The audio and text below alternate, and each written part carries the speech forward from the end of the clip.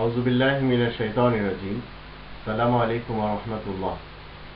মুহাম্মাদুর রাসূলুল্লাহ ওয়া খাতামান নাবিয়্যিন, যিনি সকল নবীদের সিলমোহর ছিলেন, তাকে আল্লাহ রাব্বুল আলামিন ক্ষমা করে দিয়েছেন তার পূর্বের এবং পরের যত সব ইলজাম রয়েছে। আর এই কথাগুলি কোরআনের ৪৮ নম্বর সূরা ফাতহ বিজয় আকারে আল্লাহ তাআলা এই কোরআনে রেখে দিয়েছেন। তার ১, ২, ৩ আয়াতে আল্লাহ বলেন, ইন্না ফাতাহনা লাকা ফাতহাম মুবিনা লিয়াগফিরা লাকা আল্লাহু মা তাকদ্দামা মিন যামবিক ওয়া ইউতিম্মা নি'মাতাহু আলাইকা ওয়া ইয়াহদিয়াকা সিরাতাম মুস্তাকিমা ওয়া ইয়ানসুরাকা আল্লাহু নাসরান আজিজা। আল্লাহ বলেন যে আমি তো তোমাকে সুস্পষ্ট বিজয় দান করেছি।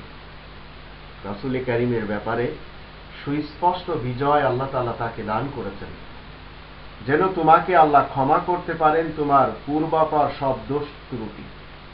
তার যত ধরনের দোষ ত্রুটি শুরুতে অথবা শেষে যদি থেকে থাকে, আল্লাহ বলেন সেগুলি তিনি পরিপূর্ণরূপে ক্ষমা করে দিয়েছেন। আর তোমার উপরে নিজ রহমত পরিপূর্ণরূপে দান করেছেন, আর তোমাকে সরল সত্য সনাতন পথেই এগিয়ে নিয়ে গেছেন। আর আল্লাহ তোমাকে ভরপুর সাহায্য করে থাকেন যাতে তুমি পরিপূর্ণ সাফল্য ও সম্মান লাভ করতে পারো। এই পৃথিবীর ইতিহাস আজ এই আয়াতগুলির সাক্ষী দিচ্ছে। এমনকি যারা মহান মনীষীদের গ্রন্থ লিখছে, এই পৃথিবীর শিক্ষিত এবং যারা বিভিন্নভাবে বিশেষজ্ঞ, সে বৈজ্ঞানিক হোক অথবা সে ডাক্তারি লাইনে হোক, সে যে কোনো লাইনের হোক না কেন, সকলের উপরে প্রাধান্য দেওয়া হয়েছে আল্লাহ রাব্বুল আলামিনের এই আয়াতগুলির দৃষ্টিতে মুহাম্মাদুর রাসূলুল্লাহ ওয়া খাতামান নাবিয়্যিনকে। তো আল্লাহ রাব্বুল আলামিন তার আগে এবং পিছে তার পূর্বাপর সমস্ত ইলজামগুলি ক্ষমা করে দিয়েছেন এবং এই পৃথিবীতে পরিপূর্ণভাবে সাফল্য দান করেছেন। মুসলিমরাও জানে, নন মুসলিমরাও জানে। যদিও মুসলমান সমাজের মধ্যে কিছু সংখ্যক নাস্তিক রয়েছে যারা রাসূলের চরিত্র নিয়ে বিভিন্ন ধরনের কথা বলে, খ্রিস্টানদের ভিতরেও রয়েছে এবং ইহুদিদের ভিতরেও রয়েছে।